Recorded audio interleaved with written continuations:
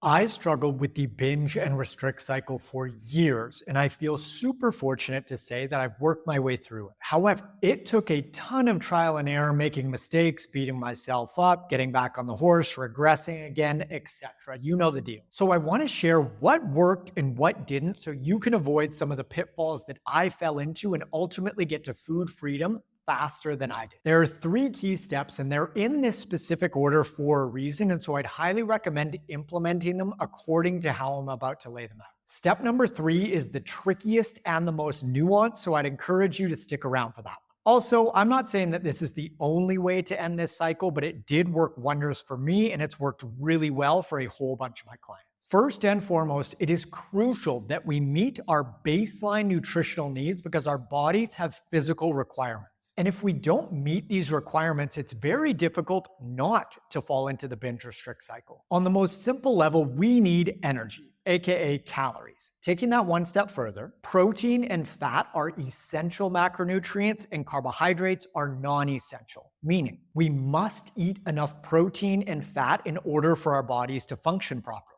We absolutely can eat carbohydrates, but they are not essential like protein and fat are. The sources of protein, carbs, and fat that we choose are also incredibly important, so quality and quantity matter. So let's get into some guidelines for macronutrients, food sources, and calories, because the key or theme in step number one is providing our bodies with the nourishment that we need and enough of it. Protein, 1 gram per pound of your current body weight is a solid place to start. However, if you're underweight or overweight, you'll probably want to use your ideal body weight instead of your current body weight because let's say that someone is 5'5" and 300 pounds, it doesn't make sense for them to eat that much protein per day, nor do they need to. They certainly could if they wanted to, but that much is not necessary. As far as sources of protein go, favor meat, fish, seafood, eggs, and dairy if you digest it well. For fat, roughly 1 gram per pound of your current body weight is a decent starting point. But again, if you're underweight, overweight, super active, or quite sedentary, adjust accordingly. Sources of fat. You're going to get a fair bit of your fat intake in tandem with your protein sources, especially from the fattier ones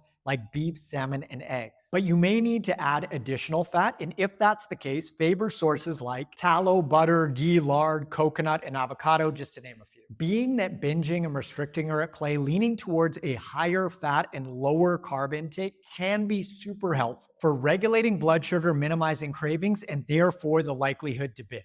Having said that, if you want to eat a little bit less fat and a little more carbs, you absolutely can. This is just a know thyself sort of dealio and what sets you up for success personally. Like our protein and fat sources, we want to favor single ingredient, nutrient dense, whole food sources of carbs. So things like fruit, potatoes, yam, squash, rice, veg, etc. with one super important caveat, and this goes for anything and everything that we eat. Choose options that you digest well, i.e. that sit well in your stomach. Even if something is considered quote unquote healthy, it's not healthy for you, at least for right now, if it's causing digestive distress. Maintenance calories, in other words, a calorie intake that doesn't cause weight gain or weight loss, is going to be roughly in the range of body weight times 15. So if you're 200 pounds, 200 times 15 equals 3,000. So once you figure out how much protein and fat that you need, you can simply just fill in the remainder of your calories from carbohydrates, because protein and carbs have 4 calories per gram and fat has 9 calories per gram.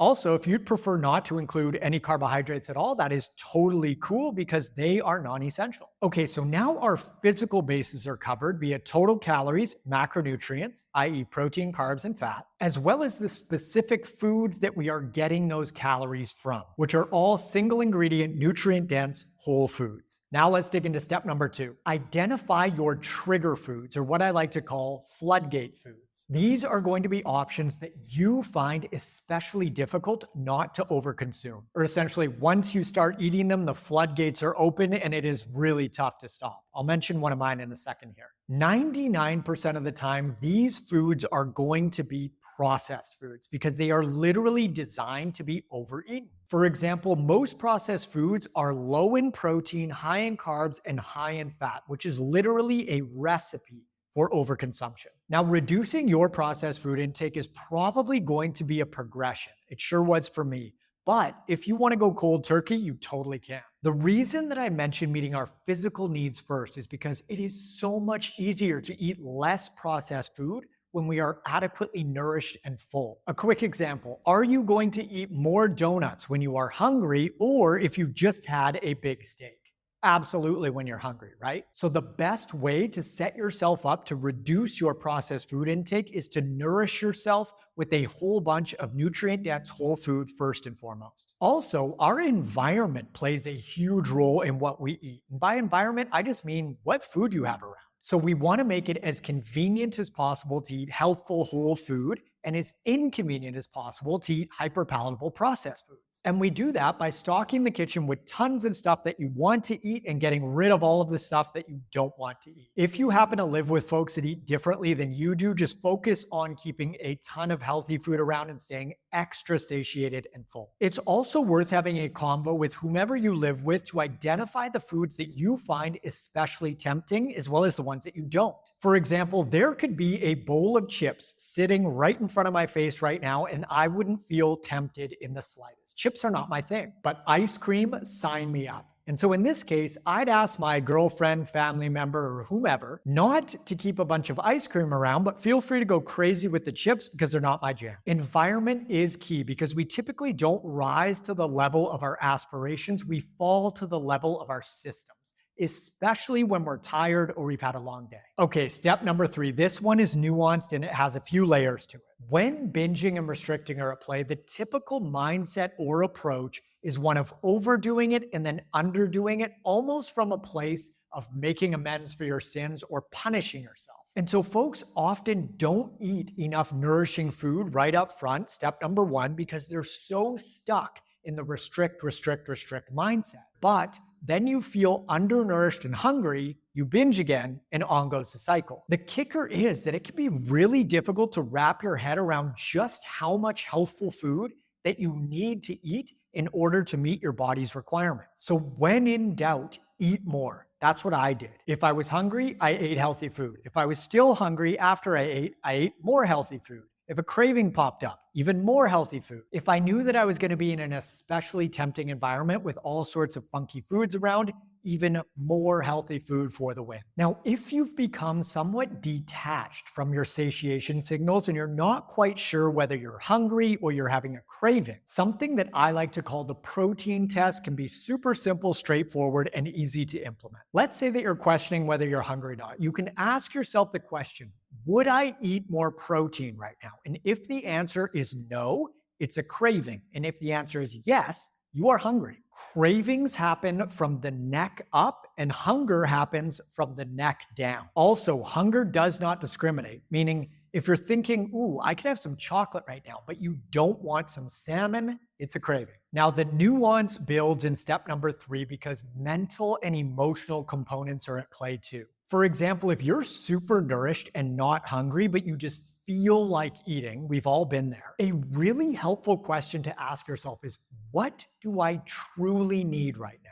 For example, maybe it's comfort. And if that's the case, what provides you with comfort aside from food? Maybe it's taking a warm shower or bath, reading a good book, or going for a walk in nature. There are so many ways to fill ourselves that don't actually involve food. However, many of us have become one-trick ponies in the sense that it's like, I feel angry, okay, I'll eat. I feel sad, okay, I'll eat. I feel lonely, let's eat. I used to turn to food for just about everything. Well, alcohol and other drugs too, but I heavily overused food as a band-aid. The thing is that it actually kind of works in the short term for like 15 or 20 minutes. But then the reality sets in, the negative self-talk, the damage that the funky food does, not only physically, but mentally and emotionally as well. There's a serious snowball effect. Truth be told, it takes a fair bit of courage to end this binge restrict cycle because after step number 1 and step number 2 are in place, if urges are still coming up, it requires us to confront the emotions that we are suppressing by eating, and it's hard. Like I said, I've been there, I've been through this process. So, how can we do that? One of my favorite tools is just to write exactly how I'm feeling without judgment or the pull to change it, meaning just let it flow. It doesn't have to make sense, it doesn't even have to be legible writing, just release that emotion. Another tool that you can use is to go into your body and identify where those emotions are being stored. Personally, I like to do this while I'm sitting on a comfortable couch or lying on the floor. You want to be comfortable, but not too comfy because you might fall asleep. I've made the mistake of doing this in my bed before and I just passed out. And the most effective tool that we have at our disposal here is just to cry. Now, you might be thinking, I'm crying over cookies. Come on, get it together. At this point, when step number 1 and step number 2 are covered, it's not about the food.